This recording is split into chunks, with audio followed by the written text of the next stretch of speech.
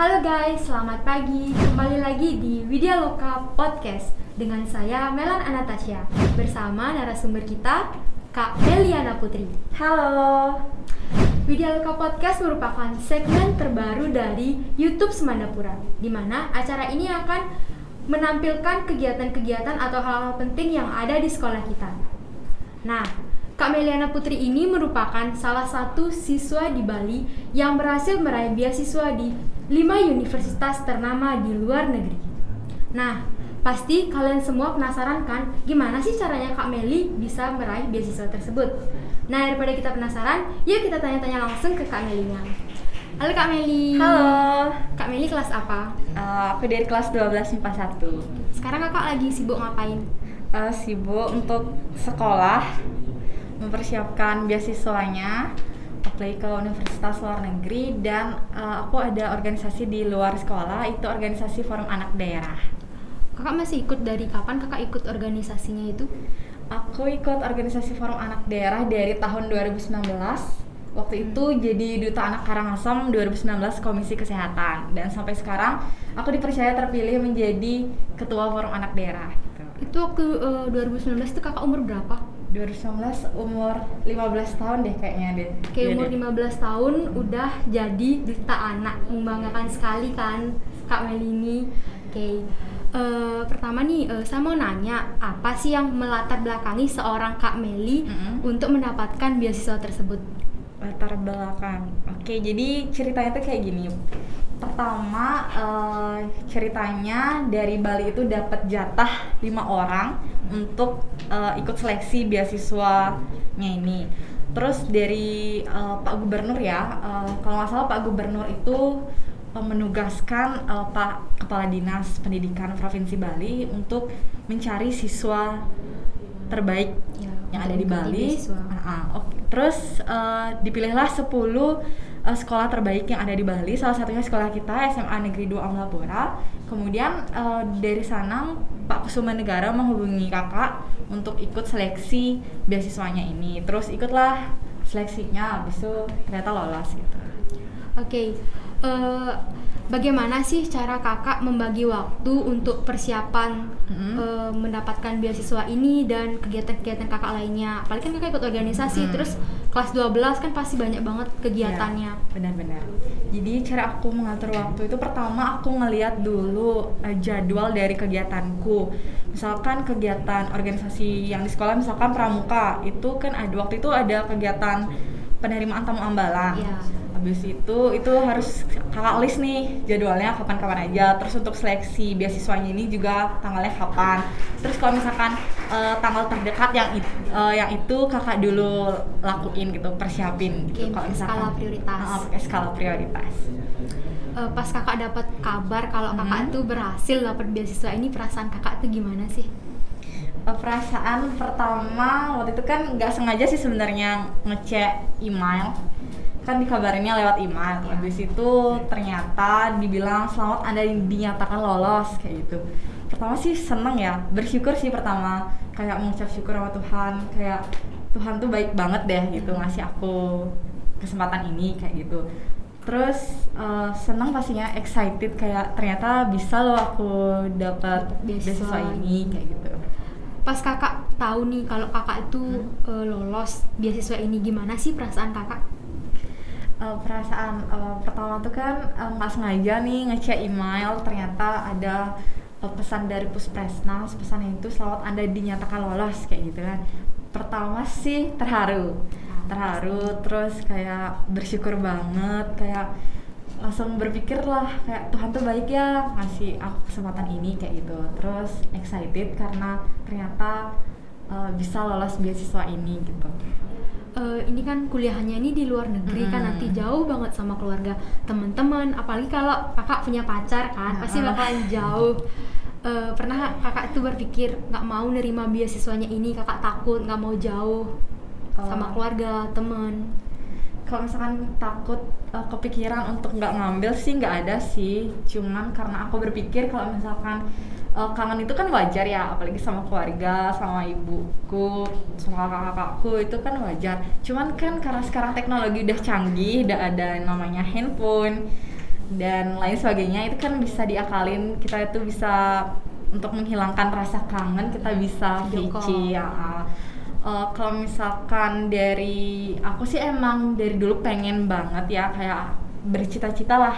Pertama cita-citanya itu kalau misalkan aku semoga bisa kuliah di luar Bali, itu yang pertama. Terus kalau misalkan emang bisa ke tingkat yang lebih besar gitu jangkauannya, maunya kuliah di luar negeri kayak gitu. Itu emang cita-cita dari kecil sih, kayak impian. Dulu kan kalau kita lagi kecil, dia masih kecil ya, pasti kita sering kayak berangan-angan lah, sering kayak berpikir kayak aduh aku pengen dong ke luar negeri sekolah kayak gitu dah. Gimana sih perasaan orang tua kakak pas kakak kasih tahu kalau kakak itu lolos beasiswa ini, reaksinya itu gimana?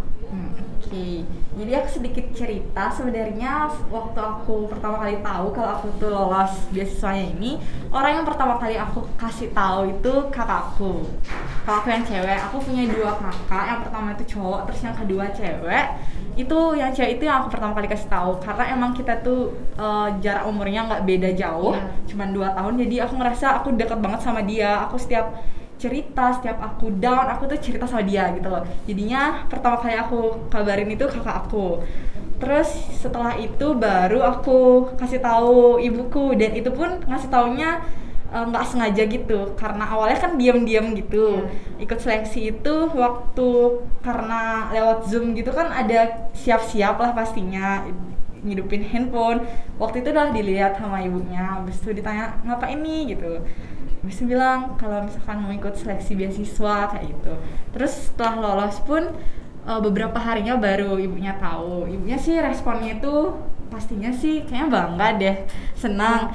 Cuman kayak dapat nanya juga ke aku, kan karena dari kecil ditauin cita-citanya kedokteran. Jadi dia ditanya untuk kedokterannya gimana, mau diambil atau enggak kayak gitu.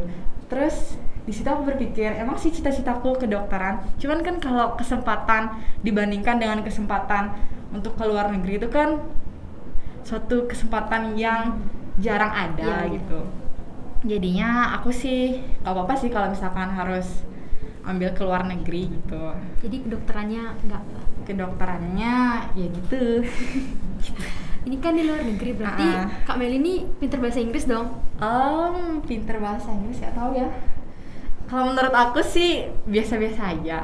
Terus nanti kalau di sana itu gimana kuliahnya, pakai bahasa apa gitu? Kalau misalkan kuliah di luar negeri kan umumnya pakai bahasa Inggris, karena aku masih biasa aja bahasa Inggrisnya, jadi aku akan terus belajar bahasa Inggris supaya lancar, karena kan bahasa orang di luar sana sama bahasa Inggris orang Indonesia itu kan beda. Kayak pengucapan kosakata orang-orang luar itu nggak bisa jelas kita dengar dia ngomong apa sih. Kalau misalkan kita orang Indonesia kan masih terdengar jelas ya ucapan bahasa Inggrisnya kayak itu, jadi perlu lagi belajar. Ini kan kuliahnya tuh di luar negeri, terus 5 universitas yang ternama di luar negeri, pasti pesaingnya itu banyak banget, berbakat dan nggak kalah berprestasi dong. Pernah nggak sih kayak kakak tuh overthinking, aku tuh nggak bakal dapat beasiswa ini kayak gitu, pernah nggak sih? Kalau overthinking, sebenarnya aku tuh tipe orang yang overthinking. Teman-temanku tahu kok kalau aku tuh orangnya overthinking. Jadi suka juga kayak dikasih nasihat sama teman-teman kayak kamu jangan terlalu overthinking, nanti susah kayak gitu. Aku overthinking dapet sih, soalnya kan yang ikut seleksi itu 10 sekolah terbaik di Bali. Jadi aku berpikir, wah ada saingan nih dari SMA 4 Denpasar, SMA 1 Denpasar, SMA 1 Singaraja, itu kan juga gak kalah berprestasi dari SMA 2 juga kan. Jadi aku dapat insecure gitu, kayak bisa gak ya aku dapat beasiswa ini kayak gitu. Sering sih berpikir kayak gitu, tapi karena ada yang ngedukung juga jadinya ya jalanin aja prosesnya. Kalau cewek tuh emang insecure, overthinking tuh emang biasa ya, sering banget sih. Pas selalu overthinking kayak gitu. Nah, setelah mendengar cerita dari kakak nih, mungkin kakak bisa ngasih pesan untuk adik-adik kelas dan teman-teman yang nonton di rumah supaya lebih termotivasi untuk meraih sesuatu, atau yang teman-teman di rumah yang nonton mungkin pengen juga dapat beasiswa kayak kakak tuh, mungkin kakak bisa ngasih motivasi supaya bisa mengikuti jenjang kakak ini. Oke, untuk teman-teman semua dan adik-adik semua, Motivasi dari aku yang pertama, kalau misalkan kalian emang pengen untuk dapetin beasiswa baik itu di Indonesia ataupun ke luar negeri, kalian harus rajin-rajin searching di Google beasiswa apa aja sih yang diadakan oleh pemerintah. Kalian harus rajin-rajin, terus kalian juga harus mempersiapkan apa sih yang diperlukan untuk mendapatkan beasiswa itu. Terus aku juga ingin berpesan kepada adik-adik kelas 10, karena aku sudah mengalami kelas 10 ya, sudah menginjak kelas 10 dan sekarang kelas 12. Jadi aku berpesan untuk kalian, karena kalian sekarang itu udah di bangku SMA, bukan lagi di SMP ya. Jadi kalian nggak bisa leha-leha, nggak bisa males-malesan. Kalian tuh harus buat tugas yang rajin, terus belajar kalau misalkan ada ulangan, karena itu akan sangat mempengaruhi nilai kalian nanti di SMA. Jangan males-malesan pokoknya, karena aku dulu kelas 10 termasuk orang yang males belajar. Kalau misalkan ulangan itu nggak belajar benar-benar, kayak cuman baca buku sekilas, nggak terlalu memahami apa sih materinya sekarang kayak gitu. Jadinya waktu ulangan harian nggak bisa jawab. Kalau misalnya dari kelas 10 kakak tuh udah kayak gitu, gimana sih sampai kelas 11, kelas 12 tuh caranya kakak ningkatin semangat belajarnya? Oke, pertama kan kelas 10 tuh nggak dapat umum 3 besar ya. Itu sedih banget sih, sampai akhirnya kelas 11 kan 11 semester 1 berharap bakal naik nih peringkatnya, soalnya ulangannya lumayan gede gitu. Ternyata masih stuck di peringkat itu sempet down banget, nangis, bener-bener nangis dalam beberapa hari itu.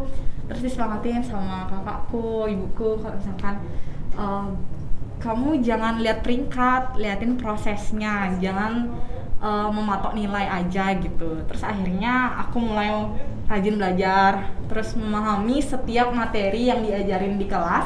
Terus akhirnya di kelas 11 bisa naikin ranking 11 semester 2. Jadi support system kakak itu keluarga, kayak ibu kakak gitu ya? Iya, keluarga banget. Wah, gak kerasa ya kita udah ngikutin podcast ini sama narasumber kita yang sangat luar biasa. Makasih buat Kak Meli yang udah mau datang sebagai narasumber di podcast kita hari ini. Dan terima kasih juga untuk semua kru yang terlibat di podcast kita hari ini. Semoga apa yang disampaikan Kak Meli bisa memotivasi kita semua. Dan tidak lupa juga kami mengingatkan untuk tetap mematuhi protokol kesehatan dimanapun kita berada. Setiap usaha yang maksimal akan membuahkan hasil yang maksimal. Jangan lupa saksikan podcast berikutnya. See you guys, bye-bye. See you.